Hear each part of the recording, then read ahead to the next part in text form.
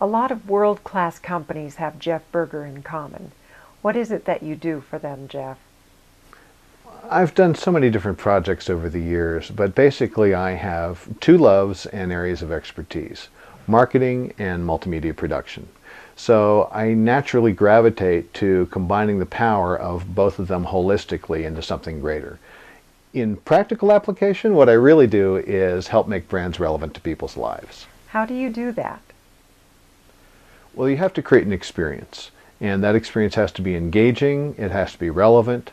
Ideally, it's light and fun. I'm a big proponent of advertainment, infotainment, and edutainment. Obviously today, social marketing is critical, but it's not that simple. You can't just put it out there. I'm a big proponent of peer-to-peer voice in everything that I do. And the implication has to be, we get you because we are you. I love building brands that create positive emotional responses that bypass the brain's filter and go right to instant acceptance in people's feel-good centers. And I love building brands that have such clear, compelling persona that people share it virally of their own volition, and they can do so faithfully. And I love empowering people. Can you give us an example of those principles in action? Sure. I joined the M-Audio marketing team at a time when record companies were failing the needs of most musicians. And we had just come out with a line of products that turned laptops into pretty powerful recording studios. So to embody this game changer, I created a campaign called Where Do You Want to Take Your Music? And it worked on multiple levels. Where do you want to take your music physically in the world? Where do you want to take your music aspirationally? And everything we did was about lifestyle. Our ads, catalogs, websites, brochures, t-shirts, it was all about empowerment. It was all about taking control. It was all about making music on your own terms. So we showed people making music in subways and coffee shops and tour buses and planes and in their bedrooms and in personal recording studios. And it was all about ripped jeans and messy hair and doing it your way. And that made the M-Audio brand synonymous with indie music. And that in turn led to Avid purchasing M-Audio for $80 million. So that's what I love about branding.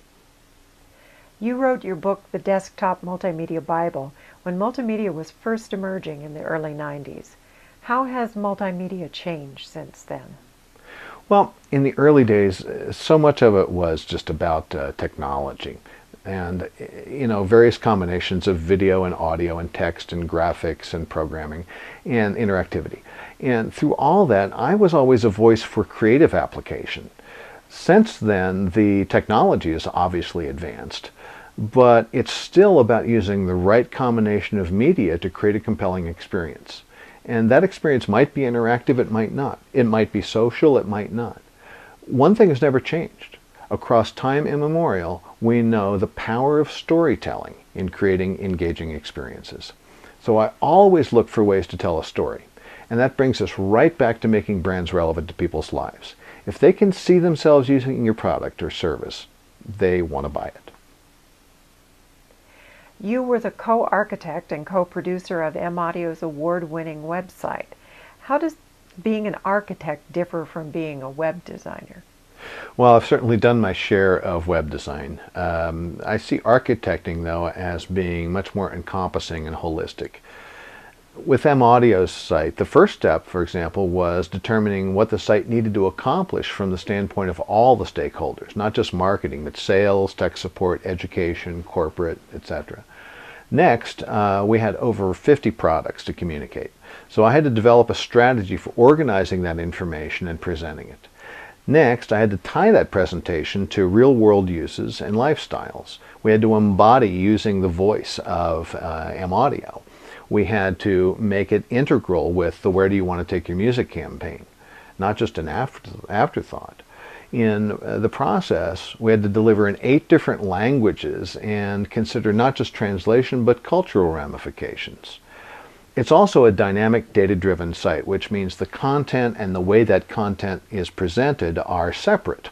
So the pages backstage really are just a framework for displaying easily updatable content that lives in a database.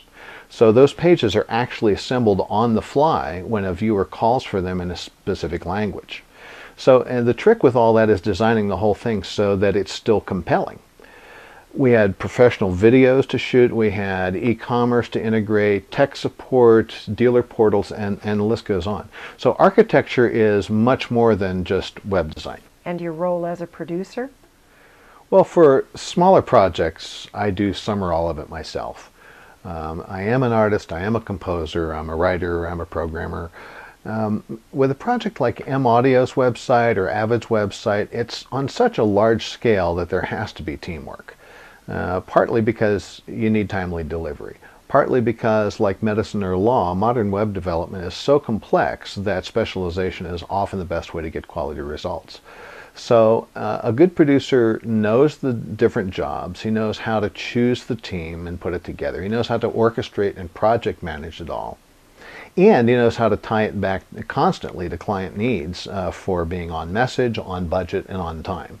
So I use the Hollywood movie studio production model of putting the right team together for each job. The good news is I don't charge Hollywood prices. One thing I love about multimedia is working with such incredibly talented experts in these different areas and what they bring to the party. The whole truly is greater than the sum of the parts. So I can work with a client's resources and or bring in world-class multimedia teammates in information design, graphic design, programming, audiovisual production, search engine optimization, social media marketing, translation, intellectual property rights, and the list goes on. So in some cases I can even save clients dollars by using less expensive resources we have in other countries. Bottom line is it all ties back to holistic hand-in-glove integration with optimized overall marketing strategies and lovable brands. Do you have any closing thoughts? Just that I love what I do. I love living at the intersection of marketing and branding and multimedia. I love making companies, brands, products, and services relevant to people's lives. And I'm always looking forward to the next adventure. How do people get a hold of you? Consultations are free. Simply call or email me directly. Thanks, Jeff.